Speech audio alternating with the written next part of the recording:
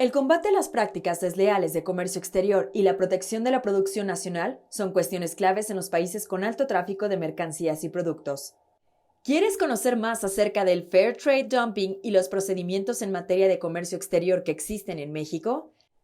Acompáñanos en este episodio, donde nuestro conductor Alejandro García conversa con un conocedor de la materia, Adrián Estrada Montemayor, General Counsel and Corporate Affairs VP de Ternium México, quien conoce de primera mano este interesante mundo. Cuando hablas de este término de comercio justo o de fair trade, ¿cuáles serían las principales injusticias? ¿Cuáles son los ejemplos más marcados de estas distorsiones que se generan en el mercado internacional? Mira, del que me gustaría platicar particularmente es el tema del dumping. Okay. Dumping y el tema de subsidios. En Estados Unidos se le conoce como anti-dumping y countervailing duties. El dumping básicamente, tú puedes dumpear as much as you want, siempre y cuando no causes daño. Si tú estás importando, y parto de la base del dumping, el dumping tiene dos componentes básicos. Es un valor de un producto o de un bien por debajo del valor del mercado doméstico o por debajo del costo total de producción. ¿Qué tal? Bienvenidos a un nuevo episodio más de nuestro podcast Abordando Derecho.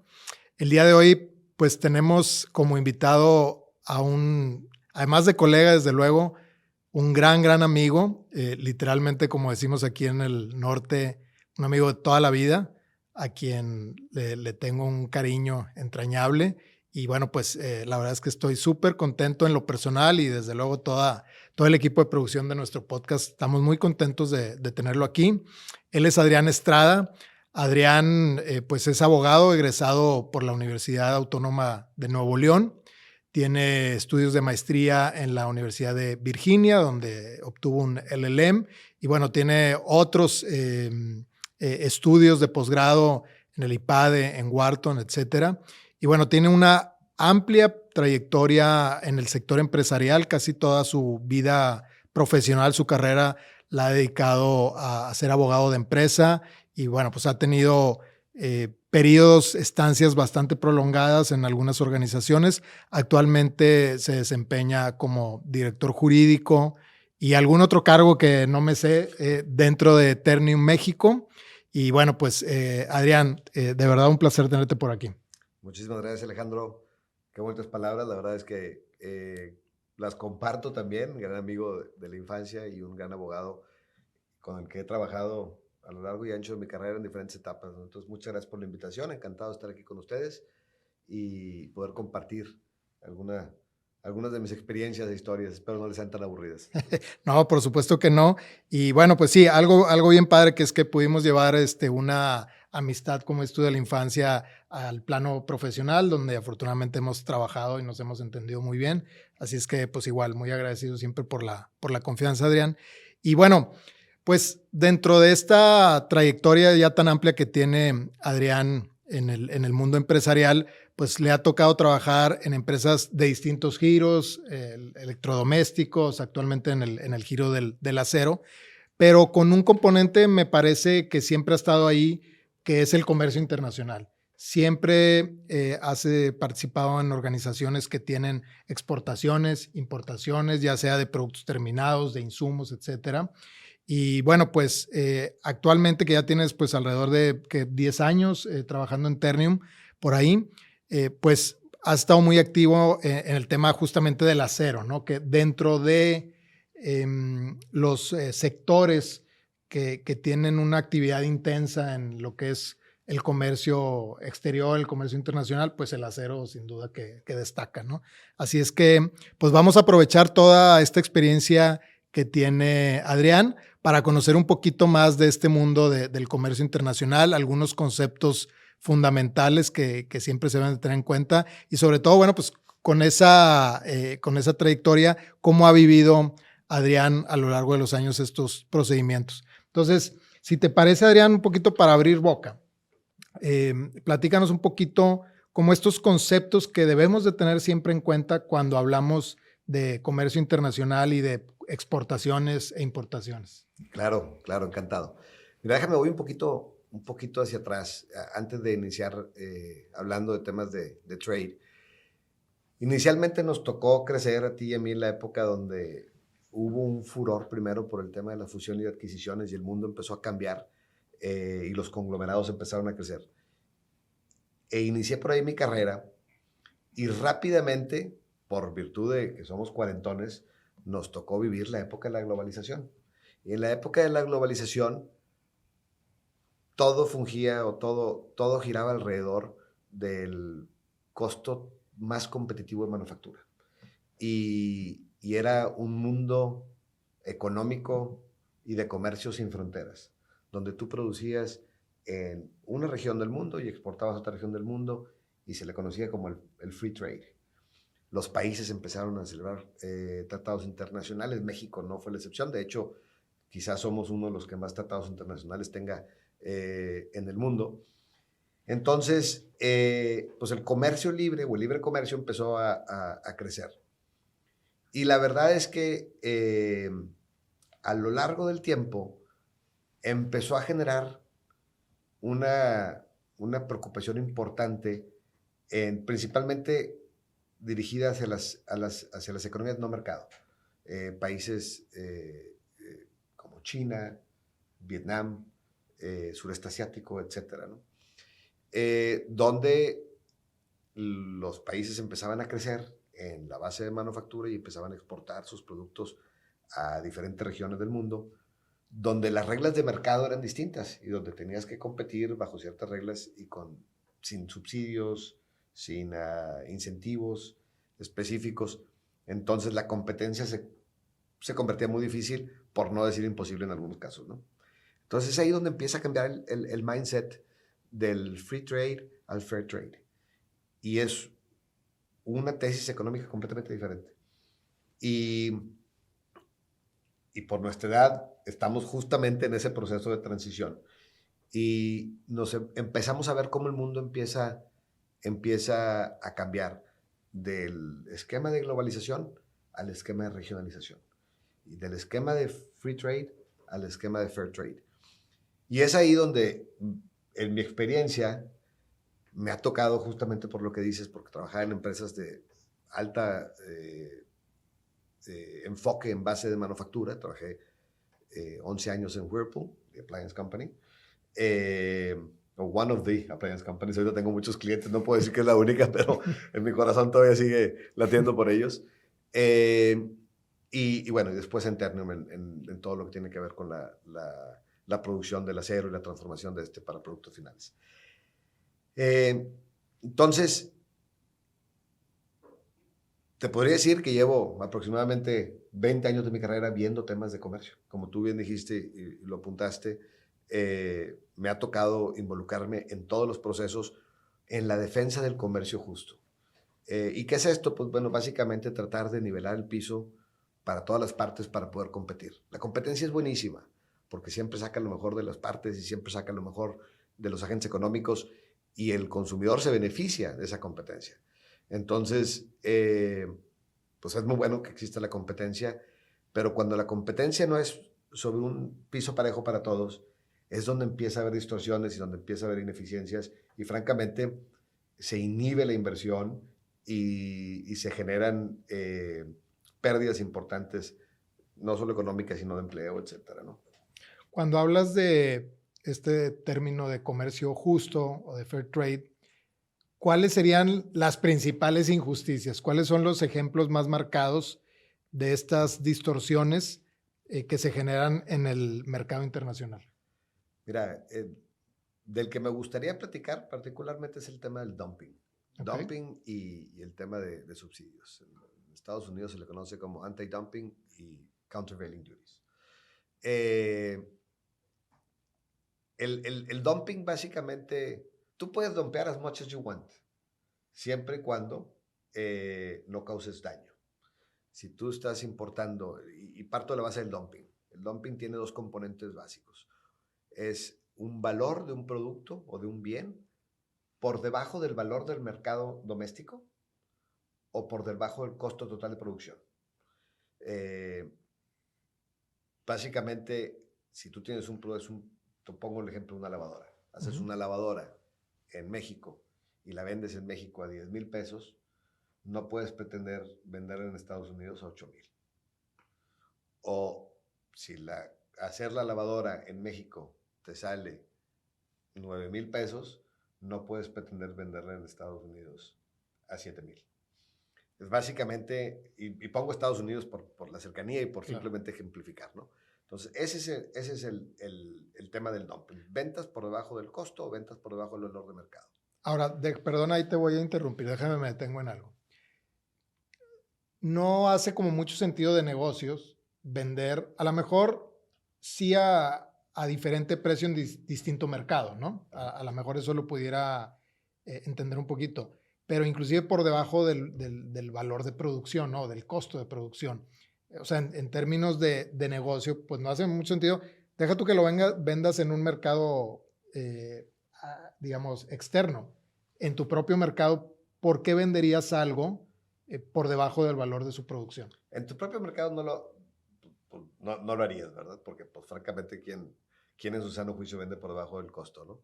Pero si tú quieres conquistar un mercado, imagínate que quieres penetrar el mercado de Estados Unidos, el mercado más grande del mundo, y hay incumbents en Estados Unidos con ciertos productos. Tú quieres penetrar, ganar la confianza del consumidor y empiezas a dompear producto.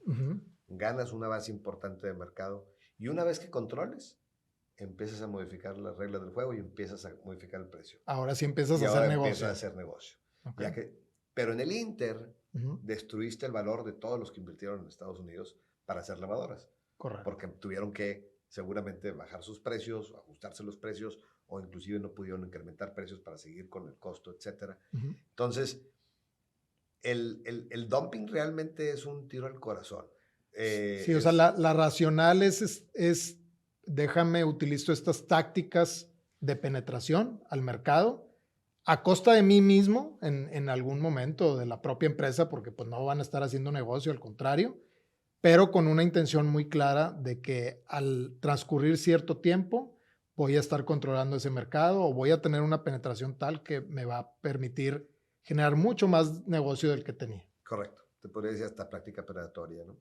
Y tratando de hilarlo con la idea que originalmente empecé, de que el dumping, tú puedes dumpear todo lo que quieras, salvo que causes daño. Tiene que haber un nexo causal entre el dumping y el daño. Imagínate que no haya producción en Estados Unidos y tú decides vender por bajo tu costo. Pues, no estás afectando a nadie, no hay producción nacional. Pero si afectas a alguien y causas un daño, es ahí donde se justifica la medida de protección por parte de los gobiernos. Okay. Entonces, tiene dos aristas. La parte del dumping, justificar que efectivamente se vendió por debajo del valor de mercado o por debajo del costo total de producción, y luego justificar que se está causando un daño a la industria doméstica. Y tiene que haber un nexo causal. Esta tiene que ser una consecuencia de esta. Claro. Si no puede ser, por ejemplo, que, oye, bajaron las ventas. Pues sí, a lo mejor bajaron las ventas por algún otro factor, ¿no? Claro. Por una cuestión de lo que sea, climática, de recesión económica, etcétera. Yo no lo provoqué, ¿no? Sí estaba como esto, sí estaba dompeando, sí estaba como quiera vendiendo al ras, pero eso no es lo que provocó directamente el efecto en el mercado, ¿no? Exacto. Hay muchos casos donde efectivamente se justifica que hay dumping, pero no se justifica que hay daño y luego entonces no hay una medida o una acción de la imposición de cuota compensatoria, ¿no? De hecho, digamos, cuando mi mente de litigante empieza a trabajar en términos, por ejemplo, probatorios, pues el primer elemento es, lo considero que es mucho más fácil probarlo que el segundo, ¿no? O sea, el que estás vendiendo, por ejemplo, a un precio inferior al que vendes en tu mercado, bueno, pues creo que hay algunas pruebas objetivas porque pues finalmente sabes o puedes determinar en cuánto se está vendiendo, ¿no? Sobre todo, por ejemplo, si son ventas al público ya directo, ¿no? Pero el nexo causal pues siempre es lo más complicado, ¿no? Y aplicado a muchos otros conceptos jurídicos. Debería de. ¿Por qué? Porque es muy objetivo, se basa en la contabilidad, la parte del costo, es muy sencillo, es todo el blowout de tu costo total de producción, márgenes, etcétera. Y la otra, pues las facturas de venta del mercado doméstico. O sea, claramente lo puedes probar. Por el lado del daño, es todos los factores intrínsecos no importan. Son todos los factores extrínsecos. Todo lo que te causó la importación que al final del día hace que pierdas dinero, ya sea que no puedas subir precios para seguir con inflación. con tu costo, con tu inflación, o que tengas que bajarte a competir. A uno se le conoce como price depression y otro price suppression, donde no puedes subir más de cierto nivel porque te sales. Porque tienes la competencia. Tienes la competencia. Un caso muy famoso que me tocó litigar y finalmente ganar en lavadoras, donde había, pues, yo demandé, trabajando para Whirlpool, demandé a Corea del Sur, básicamente porque venía la etapa y es público, por eso lo comento, venía la etapa de las ventas de Black Friday, y yo sabía que iba a venir producto de la República de Corea del Sur a un precio que me iba a dañar. ¿Por qué? Porque ya lo habíamos vivido, veníamos sufriendo una importación importante de productos de Corea.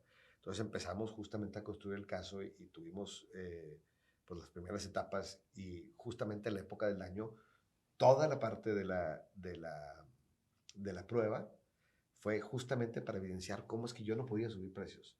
Cómo no podía subir precios porque tenía SKUs comparables a los que yo iba a vender a un precio menor al que yo tenía que vender en el que estaba. Y cómo tuve que ir bajando para competir contra esos y tener una oferta competitiva para el consumidor.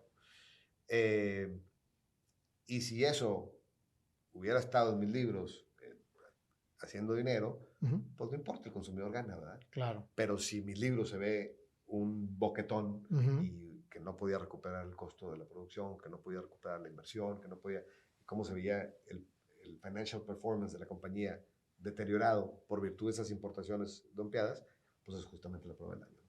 Oye, se me vienen pues un montón de preguntas. Espero que no se me olviden. A ver, ahí te va una.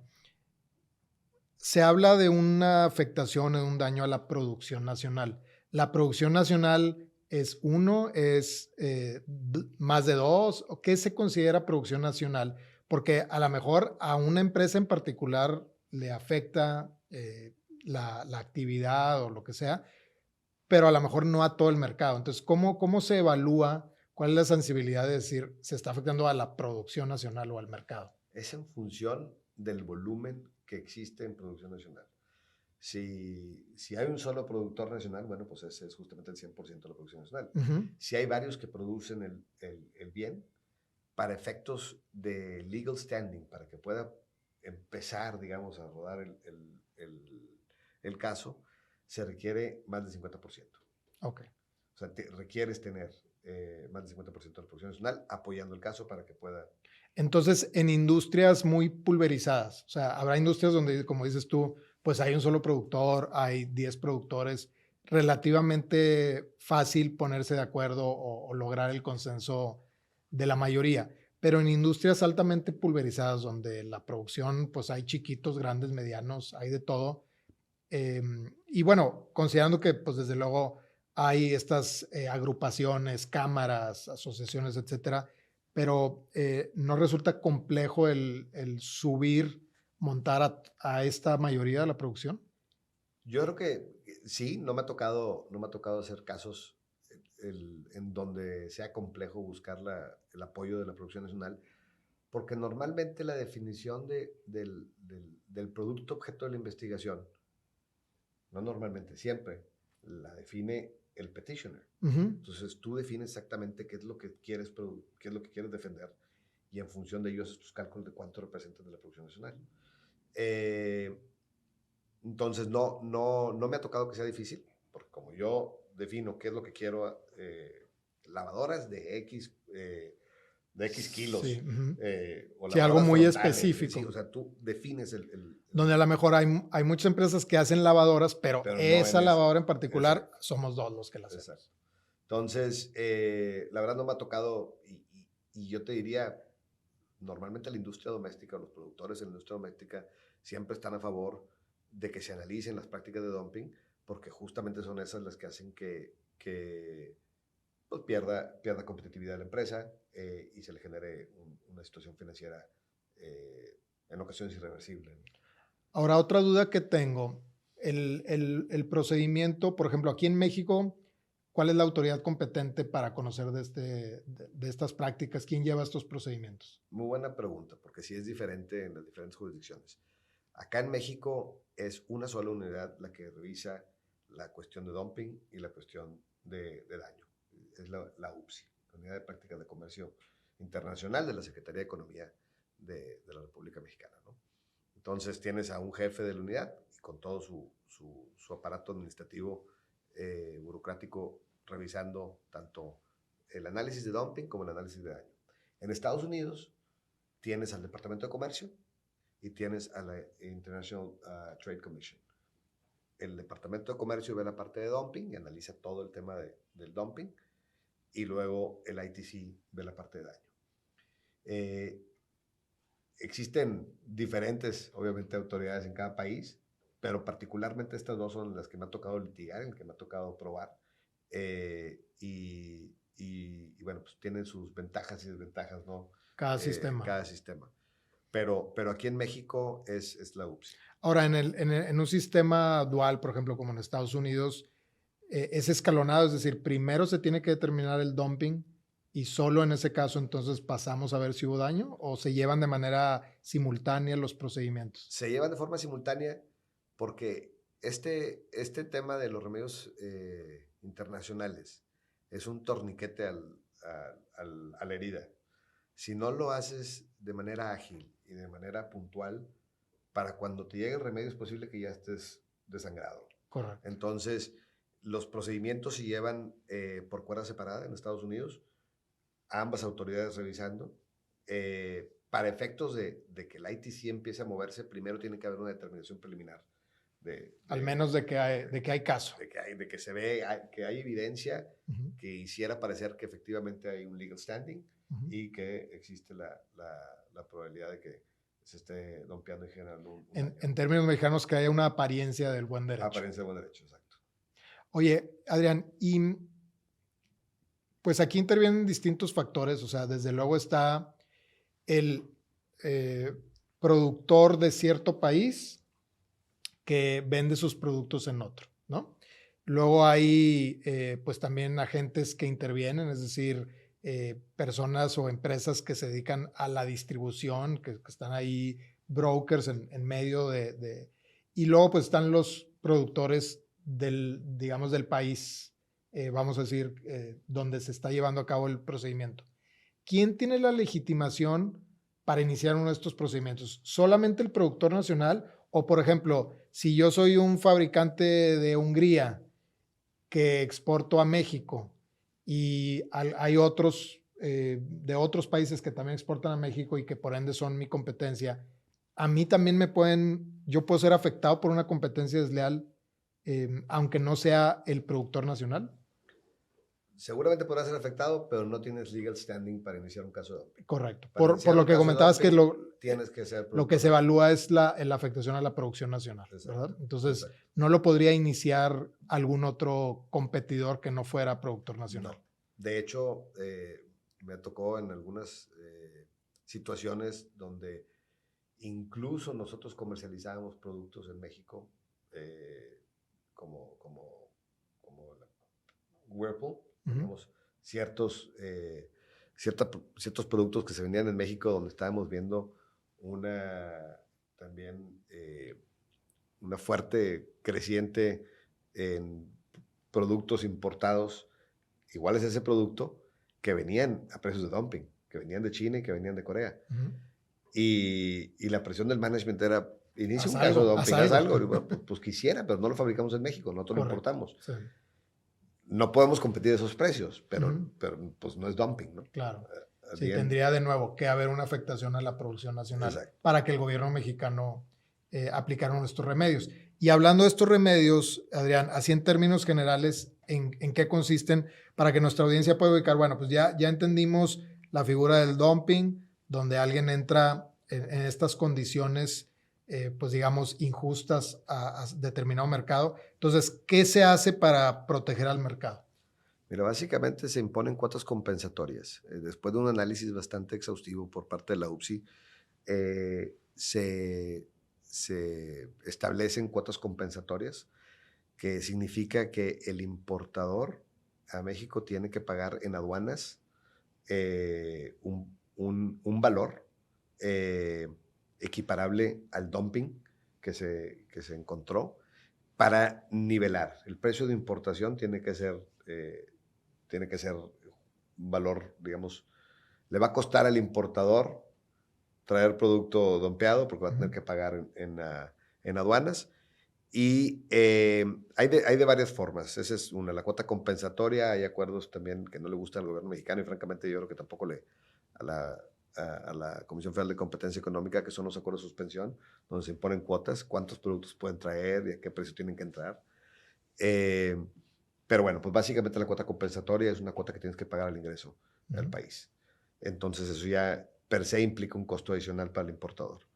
Y eso le da al productor nacional la oportunidad de poder competir en precios justos, ¿no?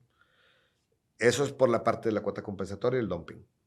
Hay otras medidas, como por ejemplo el decreto que acaba de salir ahorita publicado en el Diario Oficial de la Federación con relación a los aranceles al acero, los aranceles temporales. Y no solo el acero, sino muchas otras fracciones de la TIGIE.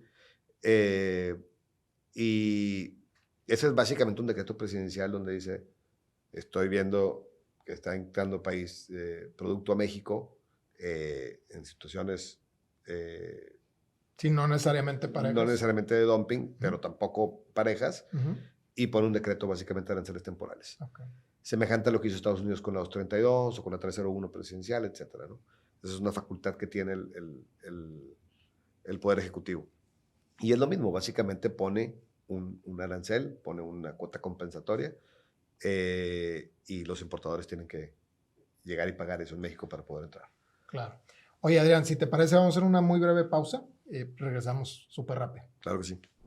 Gracias, pues ya estamos aquí de vuelta con nuestro invitado del día de hoy, Adrián Estrada, director jurídico de Ternium. Y bueno, pues estamos conversando con él acerca de las prácticas de comercio, del comercio justo, del fair trade y de muchos de estos conceptos. Y pues la verdad es que ahorita nos quedamos en la parte de estos remedios, ¿no? Que los países establecen o imponen para proteger a la producción nacional. Vamos, si quieren ahorita, a dejar ese muy interesante tema, porque pues, si no, aquí se nos va todo el tiempo. Y con la idea de que ustedes puedan también conocer un poquito más acerca de nuestro invitado el día de hoy. Como les decía, pues él tiene una carrera bien interesante y muy nutrida dentro del ámbito empresarial como abogado de empresa. Y bueno, esta carrera y donde ha estado te llevó a radicar un tiempo en Estados Unidos. Desde luego, pues tuviste tu estancia ya por la maestría, por algunos otros estudios que has hecho, pero también te tocó estar trabajando allá. Y bueno, pues literalmente agarraste tus maletas y dijeron, ahora te presentas acá, y empezó todo un mundo nuevo para ti, ¿no? Y seguramente formas distintas de hacer las cosas, formas distintas de interrelacionarse entre los mismos miembros de la organización, pues todo este tema cultural, ¿no? Que seguramente viviste. Entonces, Adrián, si te parece y no te importa que nos pudieras platicar un poquito acerca de esta experiencia que viviste. Claro, encantadísimo. La verdad es que fue una experiencia maravillosa, diría yo. Todos los abogados que estudiamos un LLM en Estados Unidos al menos, tenemos siempre la chispa de trabajar en Estados Unidos y hacer el OPT, ¿no? el Optional Practical Training allá. Y la verdad es que a mí me tocó una situación muy particular. Cuando terminé de estudiar la maestría en Virginia, mi esposa, mi ahora esposa, no, mi siempre esposa, esa fue mi única novia. Pero bueno, mi esposa tenía que regresar porque ella recibió una beca para estudiar en Dux, la escuela de Business Leadership que fundó Poncho Romo y estuvo aquí vigente unos siete generaciones. ella la becó Banorte para estudiar ahí la maestría. Entonces terminó de estudiar la maestría y pidió un leave of absence para acompañarme a mí a la maestría. Entonces, cuando a mí me tocaba el OPT, yo recibí una oferta para ir a trabajar en una firma en Estados Unidos, en Miami, en la práctica de la TAM. Y estábamos muy contentos, pero pues era un poquito bittersweet, porque por una parte yo tenía lo que siempre había querido, que era trabajar un poquito allá y tener la experiencia práctica, pero mi esposa tenía que regresar, entonces íbamos a estar separados y habíamos hecho todo un plan de, pues yo venir 3 meses, una vez al mes y ella ir otra y estar así básicamente, pero separados, ¿no? Long story short, pues no funcionaba, ¿no? Y finalmente ni siquiera me fui a Miami, regresé acá, entonces no tuve la experiencia. Y empecé a trabajar para Whirlpool y fue, pues básicamente fundar el departamento jurídico de Whirlpool, porque Whirlpool venía saliendo de un proceso de adquisición de una empresa con la cual tenían un joint venture acá en México, que era Vitro. Entonces, pues no tenía ningún share service. Yo empecé a fundar el departamento jurídico, empecé a hacer procesos y bueno, fue fascinante. Muchísimo trabajo, muchas cosas padres. Y después de 7 años, me ofrecen la oportunidad de irme a Estados Unidos como director jurídico para América del Norte. Yo iba a ver la parte es una dirección jurídica especializada, digamos, en la parte comercial, que era Sales, Marketing, Service and Logistics. Básicamente esas eran y algo de Customs, pero principalmente esas 4. Entonces, yo conocí, aquí en México, francamente, va a sonar muy cocky, pero yo hablaba y la gente se callaba y me escuchaba. Era Adrián Estrada Montemayor, el abogado que había fundado el departamento jurídico y había hecho que las operaciones empezaran a agarrar forma. Y llegué a Estados Unidos, un mexicanito, chaparrito, con un acento bastante marcado, al Midwest. ¿Y a quién es este? Y aparte llega como director. Entonces, desde el inicio no fue difícil porque la gente no me quería, la gente del departamento jurídico me conocía, pero mis clientes no me conocían.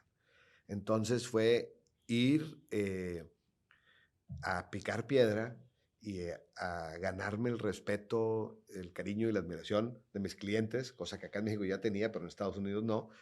Y fue un proceso bien padre porque, pues muy, muy humildemente, tenía que entender lo que sabía y más aún lo que no sabía y que tenía que preguntar. Eh, y, y me fui a pues aprender francamente el negocio de Estados Unidos y aprender cómo atender a los clientes en Estados Unidos, aprender la legislación americana, que parte la había conocido en la maestría, pero otra parte, la parte comercial completamente del franchise law, todo el UCC, pues había unas cosas que no conocía, entonces tenía que meterme a estudiar para poder atenderlos. Y fue una experiencia muy padre. Yo te diría un ejemplo de la meritocracia, porque realmente llegué con una mano adelante y una mano atrás a tratar de ganarme la confianza del cliente y conocer su negocio y terminé pues básicamente siendo la mano derecha de mis clientes. La vida cambió y después me enfocaron específicamente en proyectos de Fair Trade. Era uno de los pet projects del CEO de la compañía en aquel momento. Y mi jefa me dijo, oye, quiero que lideres este esfuerzo. Y fue padrísimo, porque nadie lo sabía hacer, nadie lo había hecho, y era algo que realmente se requería. Era como dicen los americanos, un bet the company case. O lo ganabas, o la compañía realmente, el futuro de la compañía se ponía en riesgo. Porque el mercado americano era, by far, el mercado más grande de Whirlpool en Estados Unidos, en el mundo, y los productos que se estaban dompeando, pues eran productos que eran Los más vendidos. el corazón de Whirlpool, ¿no? Entonces, me empiezo a encargar de eso, y eso me da muchísima visibilidad. Pues, juntas de consejo de administración, yo les presentaba junto con mi jefa los proyectos, atendía preguntas y respuestas de los consejeros, todos bastante inteligentes, te podrás imaginar, gente muy, muy, pues, muy seasoned en lo que hacía. Y ahí estuve casi 4 años, la verdad. Se pasaron volando, así como los 30 minutos que platicamos ahorita. 4 años allá, grandes amistades, un hijo americano. Y bueno, pues después la vida me apuntó para otro lado, me iba a vivir a Brasil, a trabajar también con Whirlpool. Finalmente no funcionó, no era por ahí. Me dijo el que iba a ser mi jefe brasileiro, que yo lo había contratado, imagínate, lo irónico de esto. Yo lo había contratado, yo estaba en el hiring committee del departamento jurídico, entonces me dice, oye, pues te vas a ir a Brasil, vas a ser el director jurídico de una compañía de Whirlpool, bla, bla, bla. Nada más voy a platicar con este hombre. Y dije, pues claro, pues yo lo conozco, yo lo tuve paseando. Pues fui a entrevistarme con él en medio de un blizzard, me acuerdo, manejando ahí en la carretera esta de Michigan a Chicago. Y llego y me dice, oye, pues la verdad es que encantado de verte y qué bueno, pero el puesto es tuyo, pero yo no te quiero. Le dije, no, así no lo quiero yo tampoco. Claro. Y bueno, pues finalmente había varias oportunidades allá, todas apuntaban a que me tenía que quedar en Michigan, y la verdad es que tan padre que estaba y tan contentos que estábamos, el frío es brutal. Y mi esposa, pues ya se empezaba a convertir en un problema, que yo me la pasaba trabajando todo el día, ganándome la confianza de los clientes y esto y lo otro, y pues ellos estaban allá en el frío rotundo en la casa, ¿no? Entonces como que queríamos regresar a México y se abrió una oportunidad acá en Whirlpool, México, y me regresé otra vez a México. Pero muy contento, Alejandro. Yo te diría una experiencia maravillosa y una oportunidad padrísima de poder probarme a mí mismo y a mi familia y a otros que, pues francamente, el buen gallo donde quiera canta. Y bueno, pues muy padre. Creo que, pues, digo, obviamente nos llevamos muchas lecciones a partir de tu experiencia, pero sin duda coincido que es eso, ¿no? Al final del día no tenerle miedo a la competencia y entrarle, agarrar el toro por los cuernos. Y como esto, pues realmente cumpliste algo que no muchos pueden cumplir y que es tener una experiencia laboral en el extranjero. Nosotros como firma que pues participamos en varias jurisdicciones, pues es algo que nuestros abogados jóvenes buscan mucho, ¿no? El tener oportunidad, por ejemplo, de estar en alguna estancia temporal en alguna otra de nuestras oficinas, porque pues es puro crecimiento, ¿no? Conoces y todo es nuevo. Entonces, pues muchas gracias por compartir esto. Y bueno, si te parece, vamos a hacer otra pausita y regresamos para cerrar. Dale, con gusto. Gracias por seguir con nosotros. Estamos platicando con Adrián Estrada, director jurídico de Ternium. Y bueno, pues ya nos compartió Adrián un poquito de su trayectoria y de lo que le tocó vivir también trabajando en el extranjero. Muchas gracias de nuevo, Adrián, por compartir eso. Y bueno, volviendo al tema que nos ocupa el día de hoy, que es el comercio internacional y todas estas prácticas desleales de comercio. Bueno, pues nos explicabas, Adrián, un poquito ya el concepto general, inclusive terminábamos hablando acerca de los remedios. Ya nos dijiste, bueno, en ocasiones se imponen estas cuotas compensatorias y justamente lo que compensan es esa diferencia de precio para que más o menos regularizar el mercado, ¿no? Estandarizarlo. Y bueno, también nos explicabas que al menos en México el Ejecutivo tiene esta facultad de imponer fuera de un procedimiento per se estos aranceles, que luego también esto conecta mucho con los tratados de promoción recíproca de inversiones o tratados de libre comercio que precisamente regulan la parte arancelaria, ¿no? Y entonces ahí creo que también hay un poquito de tela que cortar. Pero un poquito para que nuestra audiencia pueda concretar todas estas ideas. En nuestro país, ¿cómo se vive un procedimiento de esta naturaleza? Pues tú has participado en varios.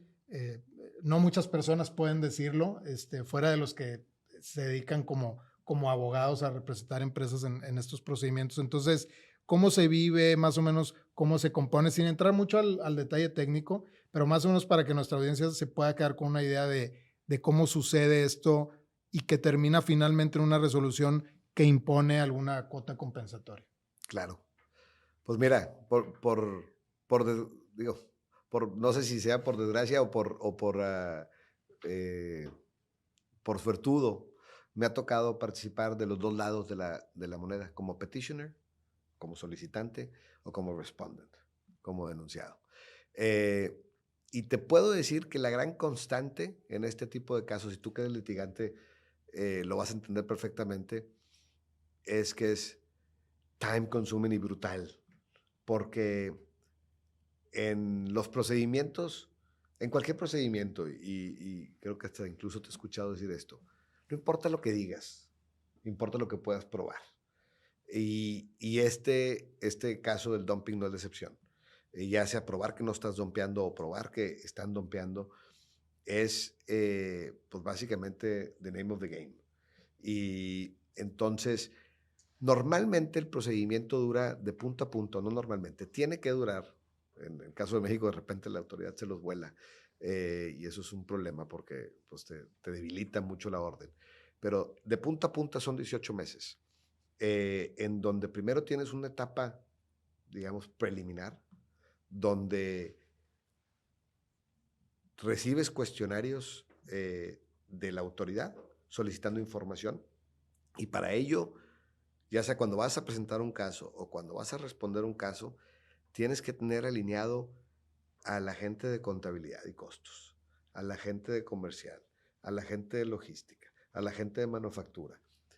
Lo padre de este tipo de proyectos es que cada proyecto se convierte como un PMO, porque estás coordinando a todo un equipo de gente que tiene que entregarte el input de información para analizarla económicamente y para ver cómo esgrimes el argumento, ya sea para probar que existe dumping o para probar que no existe dumping, dependiendo de qué lado de la mesa estés. Entonces, en esta etapa preliminar recibe los cuestionarios de la autoridad y normalmente los cuestionarios son intensivos. Es prima facie para probar la apariencia del buen derecho, donde ya ahora sí tienes que justificar tu dicho y entregar un chorro de información, muchísima información. Y bueno, después de toda esa etapa, tienes una resolución preliminar de la autoridad. La resolución preliminar de la autoridad puede terminar el caso, en caso de que no existan indicios. No hay elementos. O no hay elementos. Puede poner cuotas compensatorias.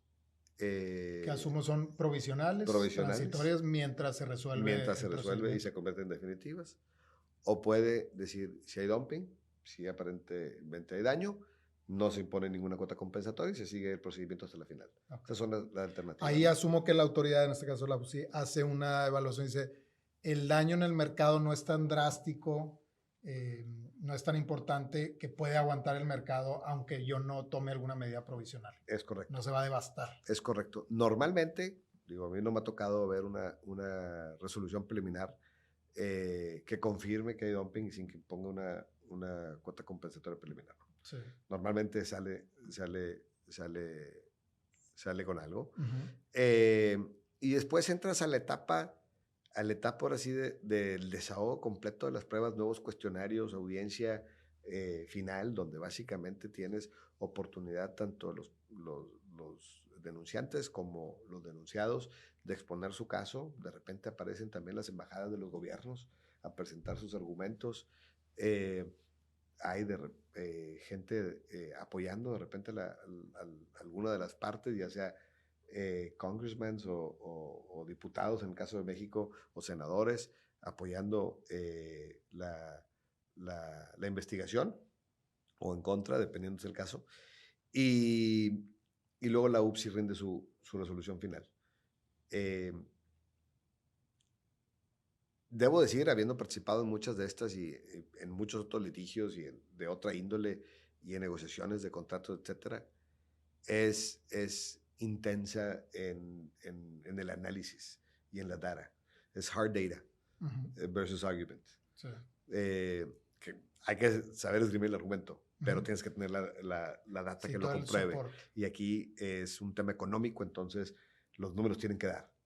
Y los ajustes financieros tienen que probarse y tienen que determinarse. O sea, digamos, es muy, muy interesante, muy diferente y muy gratificante porque, insisto, son proyectos muy parecidos a un PMO, donde está un gran número de personas trabajando en pro de una causa, cualesquiera que ésta sea, ¿no? Correcto. Y sobre todo, como es tú, pues son equipos, digamos, multidisciplinarios, ¿no? Correcto. O sea, no nada más es un equipo legal, sino un equipo conformado con muchas visiones. Entonces, a pesar de que es un procedimiento legal, los insumos pues son de una naturaleza muy, muy diversa, ¿no? Y eso es algo, digo, como abogados lo podemos decir padre, ¿no?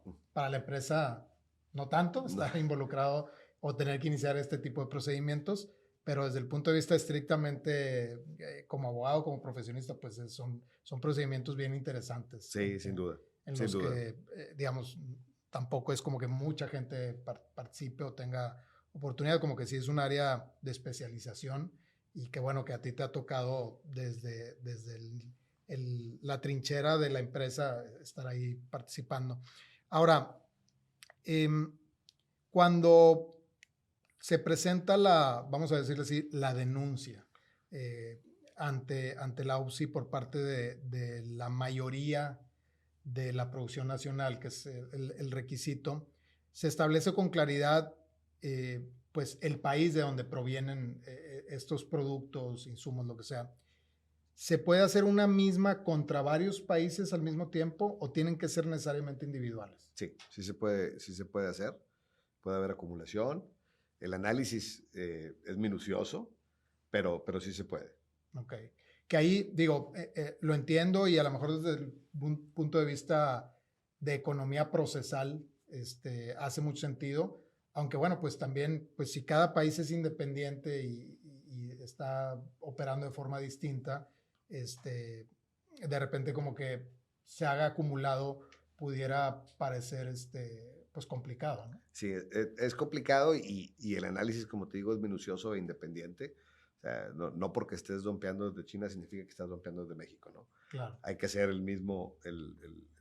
digamos, el mismo análisis riguroso, pero en la denuncia puedes incluir a varios países. Claro. Oye, y otra duda que tengo yo es, ahorita que lo comentabas, puedes estar dompeando en un país o desde un país y en otro no. Justamente cuando son empresas que a lo mejor elaboran el mismo producto en distintas jurisdicciones, pero lo mandan al mismo mercado. Por ejemplo, el tema si lo estás vendiendo a un precio inferior al del mercado, siempre que se consideran específicamente donde se hizo ese producto, aunque hagas un producto similar en otro mercado con otro precio. El análisis de dumping puede ser uno o el otro. Si estás vendiendo en el mercado por arriba del valor del mercado, pero estás vendiendo por abajo del costo, o sea, al final del día, cualquiera de los dos tests que te dé es el que puedes utilizar para el dumping. Y la verdad es que el juego del dumping, sobre todo cuando estás enfrentando a productores en países tan grandes como China, es el juego del guacamole. Le pegas en China, se van a Corea. Le pegas en Corea, se van a Indonesia. Le pegas en Indonesia, se van a Vietnam. Entonces, es un tema porque cada investigación de dumping son 18 meses. Y estas empresas, normalmente pues tienen producción por todos lados, ¿no? Sí. Es un gran reto. Nosotros hemos justo argumentado frente a la Secretaría de Economía de México que necesitamos muchísimo más agilidad en la UPSI porque, pues justamente, de que empieza hasta que termina, you may not get there. Ya para cuando llegas ya estás muerto, ¿no? Correcto. Y todavía una empresa grande, pues medio puede aguantar, pero imagínate una pyme. Poder competir 18 meses a precios así es imposible, ¿no? Sí. Que a lo mejor es el único producto que hace, o a lo mejor hace dos productos. Exacto. Entonces, sí es un gran reto. Y bueno, pues otras jurisdicciones como Estados Unidos están empezando a tomar legislación y prácticas más ágiles. Si te ven haciendo el mismo producto de repente en un X número de meses, por otro lado, dicen, bueno, esto es circunvention, te me fuiste para allá y te voy a aplicar la misma cuota que tienes para acá porque estás evadiendo la cuota compensatoria en vías de migración del producto a otro país, ¿no?